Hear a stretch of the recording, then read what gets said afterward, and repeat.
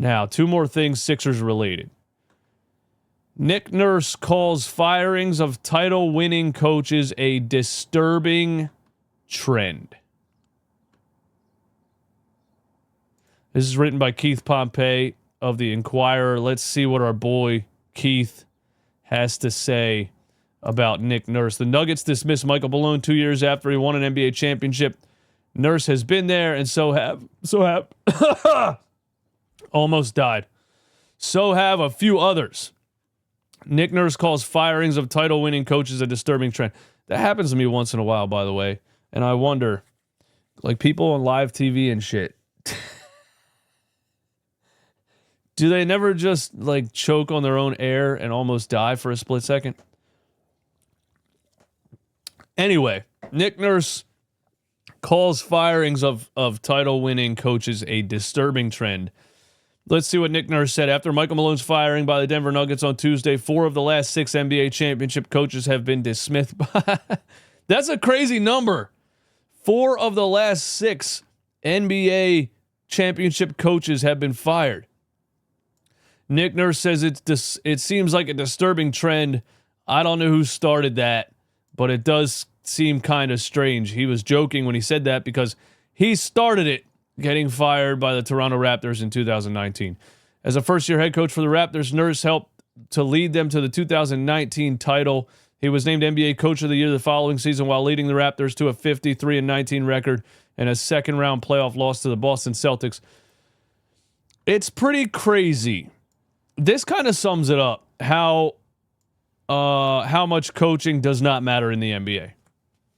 Now, coaching can be a detriment to a team when you don't have a championship level roster, right? When you want to see some young guys develop and you want to see some progress, you want to see guys maybe play above the level that they were expected, and you want to see the team rise, a coach can be a detriment. But as far as winning a championship, I mean, does this not sum it up perfectly? Nick Nurse was a first-year coach in 2019. That roster was going to win an NBA championship with my 9-year-old son coaching them. Plus, everybody else got hurt that year, and the 76ers collapsed like the 76ers do, and Kawhi Leonard hit a 4-bouncer, only Game 7 buzzer beater in NBA playoff history. But that team led by Kawhi Leonard in his prime, healthy, the coach just kind of had nothing to do with it. I'm sorry. Or the coach... I think what I want to say is that coaching mindset of hard-nosed, right? No BS. Here's how we're going to get it done. It works with a championship roster. Michael Malone the same way. Once you don't have that solidified championship roster, what can you do? And these coaches are getting exposed. That's what's happening. These coaches are getting exposed. You got the roster... You win the ring, right? Then the roster falls apart a little bit and everybody starts to see, maybe this guy's a little bit overrated. These coaches are getting exposed. That's what's happening. Toronto, however, went 27-45, 48-34, and 41-41 with just one postseason appearance over the next 3 seasons. He was fired by the Raptors on April 21st, 2023. And I understand both arguments. What's a coach supposed to do with an inferior roster? I get it. You can't win a championship with Pascal Siakam and Fred VanVleet being your best players. I get it. What else did he say? I don't think leeway is what we're looking for, Nurse said. I think anybody is looking for that. You've proven you can get the ultimate goal for a team with your own team, right? I think anybody is looking for that. You've proven you can get to the ultimate goal for a team with your own team.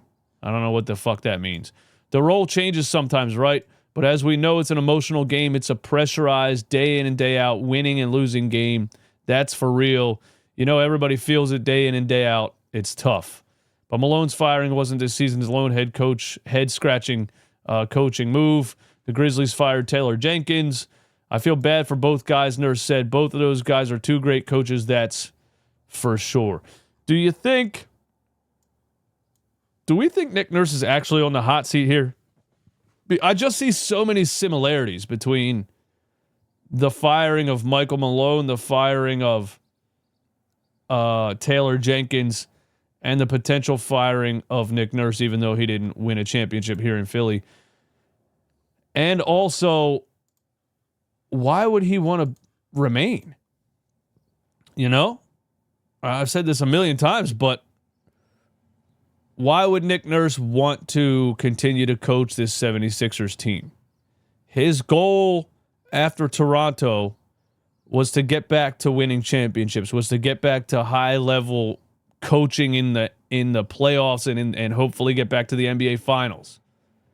And he thought he was coming here because he thought the 76ers had a championship roster, because he thought Joel Embiid could still play basketball, because he thought Paul George wasn't a scrub.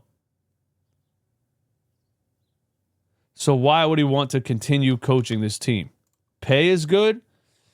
Yeah, I mean, I say this all the time, but money's not everything, guys. It's just not. Money is not everything. Nick Nurse does not look happy. And if you've ever been in a situation where you're making decent money but you hate your job, it gets to the point where you're like, I would rather do anything else than to continue doing this. Money is not everything. Money is nothing, actually. Money does not make you happy. If you're not happy but you have 4 houses and 6 cars, you're still not happy. Westbrook will be in the Basketball Hall of Fame. Not right now in his career. He is not helping any team. What's up, Mike? Sixers fans know more about the team than Nurse. He doesn't care anymore. He doesn't care anymore. Money makes me happy. I think, look, I don't want to turn this into philosophy or something like that, but money relieves your financial stress. That's a fact. And so if you're stressed because of money and then you get money, yeah, money fixed your issue. But Nick Nurse has had money for a long time. Money's not the reason he's staying anywhere, I don't think. Shout out to everybody in here, 192 in here. I want to talk about the odds of getting Cooper Flagg. What teams are going to draft Cooper? What teams are in the running for drafting Cooper Flagg? What team you could see Cooper Flagg being on? And could he declare for the NBA draft, see what team wins the lottery, and then back out? That would be crazy, wouldn't it? Oh, we have one more thing. One more Sixers thing, unfortunately, before we move on to fun things to talk about. Tyrese Maxey officially done for the year. This is the funniest, most 76ers thing I've ever seen in my fucking life. They're just hilarious, bro. They are so funny. There's no way this franchise is being serious.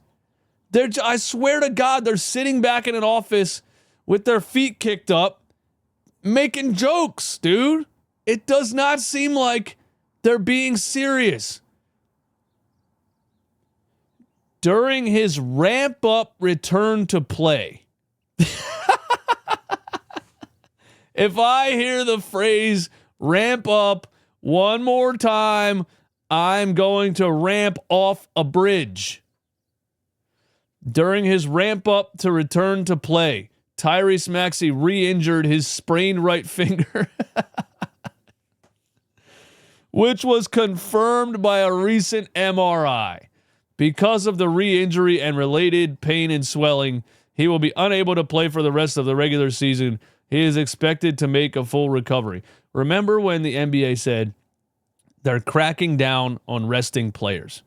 And everybody was like, finally, it's about time they stop these guys from sitting out when they're healthy. And I was like, hello, knock, knock, knock, dummies.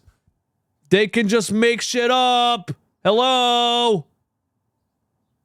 You can just say you have a sore ankle. Who's going to prove it? You can just say you have back tightness like Ben Simmons for the last 19 years. You can just say things. They can't prove that you're not hurt. So the Sixers have a couple of games left in this season. They teased Tyrese Maxey coming back like a week or so ago. And they've been holding him out the whole time. I knew they were going to continue to hold him out because why would you play him? But if the NBA is going to put pressure on you, say, hey, we think your guy's healthy, man. You know, I know let's keep it a buck here. We know you guys aren't trying to win, but we know he's healthy. And if you're not going to play him, we're going to start. They're like, all right, fine. Guess what? He injured his finger that one time that nobody really knows about, and he's been out with the injured finger that nobody really knows or talks about, and we put him in a ramp up to return to play, all right, which includes like finger exercises and handstands and like walking on your hands down a flight of stairs and other things that involve strenuous finger activity. Whoa, pause. And he actually, what did we say, guys? He re-injured, what was it again? He re-injured his sprained finger during the finger ramp up. And so he can't play. Happy, David Stern? I mean, Adam Silver? Fuck off. This is basically the Sixers saying, hey, fuck off. He's not playing. It's just hilarious to me that they put this out and they use the term ramp up. And the whole thing is just so 76ers. This whole season was a ramp. It was a ramp up. This whole season. Everybody's ramping up, guys. We're all ramping up. Everybody's ramping up. And everybody ramped down. Ramping up from an injured finger.